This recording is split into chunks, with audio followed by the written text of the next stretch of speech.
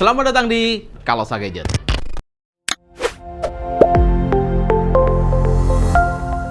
Bersama saya Rico, kali ini kita akan mereview sebuah produk dengan sejujur-jujurnya dan kita tidak di-endorse sama sekali oleh brand manapun. Mengingatkan untuk teman-teman bahwa video kita akan selalu tampil di hari Rabu jam 6 sore dan hari Minggu jam 12 siang waktu Indonesia Barat. Dan jangan lupa subscribe video kita untuk kalian tidak ketinggalan video-video terbaru atau informasi terbaru dari kita.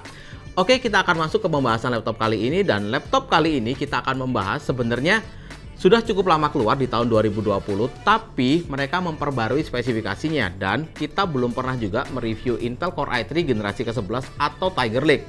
Seri apa itu? Ini dia.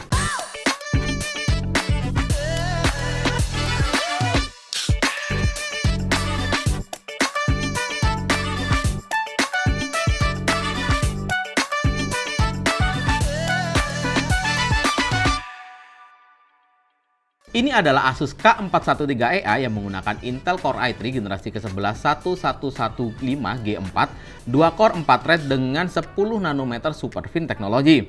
Untuk RAM-nya sendiri dia menggunakan 8GB DDR4 3200 untuk speednya dan storage-nya 512GB NVMe. Untuk grafikannya sendiri dia ditenagai dari Intel, yaitu Intel UHD Graphics, dan Asus membanderol laptop ini di harga Rp9.749.000 include garansi 2 tahun dan Office Home Student 2019. Seperti yang saya katakan tadi, laptop ini sebenarnya tipe lama tapi diperbarui di tahun 2021 ini. Untuk bodinya secara keseluruhan masih sama persis seperti K413 yang lain. Punggung layar terdapat logo Asus VivoBook seperti ini yang membedakan kelas K dan kelas S atau A dan X di seri Asus. Untuk dimensi yang digunakan, dia menggunakan 32,4 dikali 21,5 dan ketebalannya di 1,7 cm. Untuk bobotnya sendiri di kelasan 14 in ini bisa dikatakan cukup ringan hanya dengan 1,4 kg saja.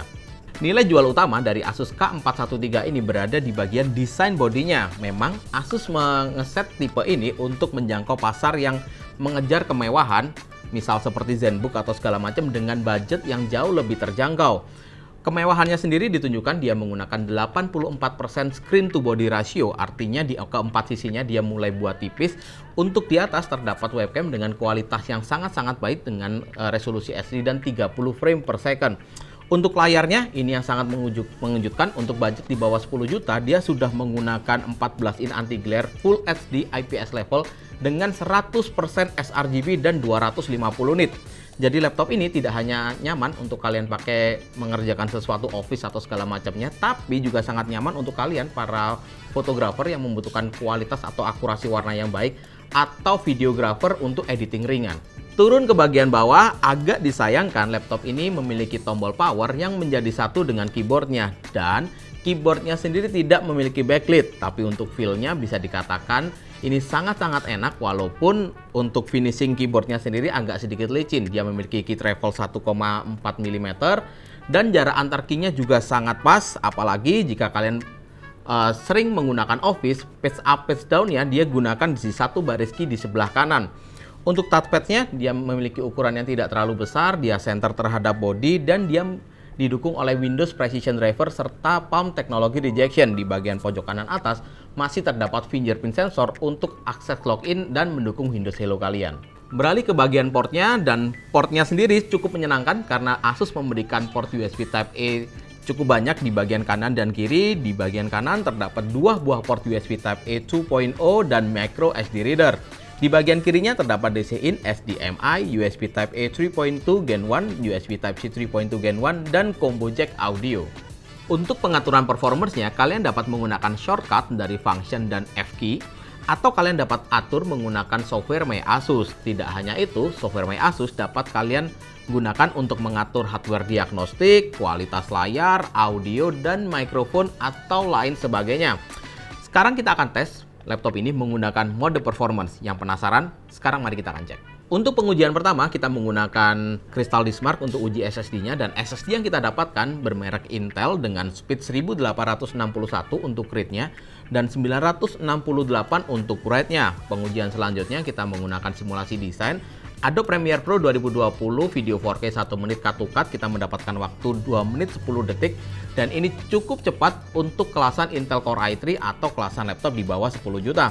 Lanjut ke 3D, menggunakan Blender 3D Modeling BMW untuk CPU rendernya kita mendapatkan waktu 14 menit 19 detik. Terbukti ini bukan laptop yang tepat untuk rendering 3D.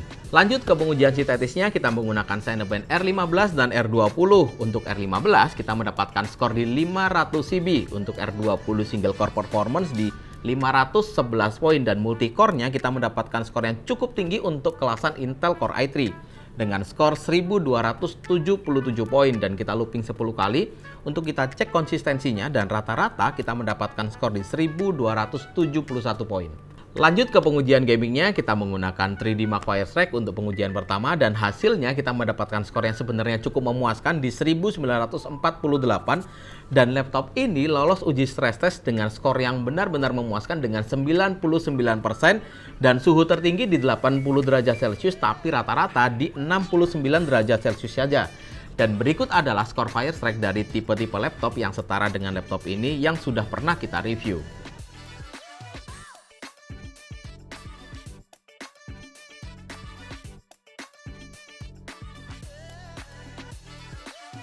Positioning laptop ini sebenarnya bukan untuk bermain game, tapi dari skor Firestrak tadi sebenarnya cukup memuaskan. Dan untuk pengujian real game-nya seperti apa?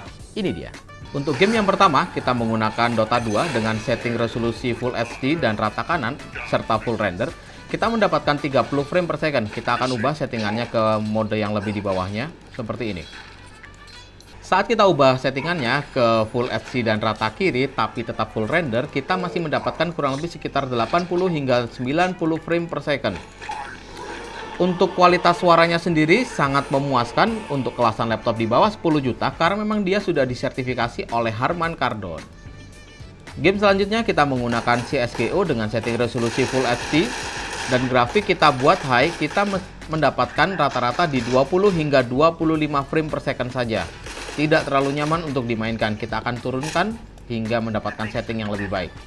Saat kita ubah settingannya ke Full HD dan setting grafik low, FPS-nya tidak terlalu banyak berubah, masih tetap di 25 frame per secondan, tapi kita ubah settingannya ke HD 1366 dikali 768, kita masih mendapatkan kurang lebih sekitar 35 hingga 40 frame per second. Jadi cukup nyaman untuk jika dimainkan di setting seperti ini dan suhu permukaannya, laptop ini masih sangat-sangat aman, hanya terasa hangat di bagian kiri keyboard saja. Game selanjutnya kita menggunakan GTA 5 dengan resolusi Full HD dan setting grafik low, kita mendapatkan 35 hingga 40 frame per second. PES 2021 untuk setting resolusi SD atau 1366 dikali 768, kita masih mendapatkan kurang lebih sekitar 40 hingga 45 frame per second. Pada pengujian baterainya, laptop ini mendapatkan waktu 7 jam lebih dan masih menyisakan beberapa persen dan software yang kita gunakan menggunakan PC Mark 10 Modern Office. Dan pada saat kita menggunakan laptop ini untuk membuat script atau berbagai macam kebutuhan, waktu yang kita dapatkan kurang lebih sama, tapi dengan catatan tidak terkoneksi WiFi, brightness kita buat 50% dan kita buat balance performance. Berikut adalah hardware dari Asus K413ER, terdapat satu buah heatwave, satu fan dan satu buah exhaust. Untuk RAM-nya sendiri onboard kalian tidak bisa tambah sama sekali. Di bagian kanan RAM terdapat SSD untuk tambahan storage kalian dengan panjang 2280. Di bagian kiri atau di bawah fan terdapat SSD dengan ukuran 512 GB dan baterainya sendiri memiliki kapasitas di 3640 mAh dengan 42 Wh. Jika dibandingkan dengan Intel Core i3 di generasi-generasi sebelumnya, Intel Core i3 generasi ke-11 ini memiliki peningkatan performance CPU dan GPU-nya cukup signifikan. Dari desain pun dia sangat mewah jika dibandingkan dengan Asus tipe lain seri A atau seri X. Jadi buat teman-teman yang membutuhkan laptop mewah dengan budget terbatas dan memiliki performance layar yang cukup mumpuni dan daya tahan baterai yang baik, saya sangat merekomendasikan laptop ini. Kesimpulannya adalah untuk desain kita berikan skor 8,5 dan fiturnya kita berikan skor 8. Performance jika dilihat dari harga kita berikan skor 7. Thank you banget udah nonton video ini. Jangan lupa klik like, share, dan subscribe. Dan kalau kalian ada pertanyaan, kalian bisa tinggalkan di kolom komentar. Jangan lupa juga follow sosial media kita yang linknya saya letakkan di kolom deskripsi. Saya Riko, see you on the next video.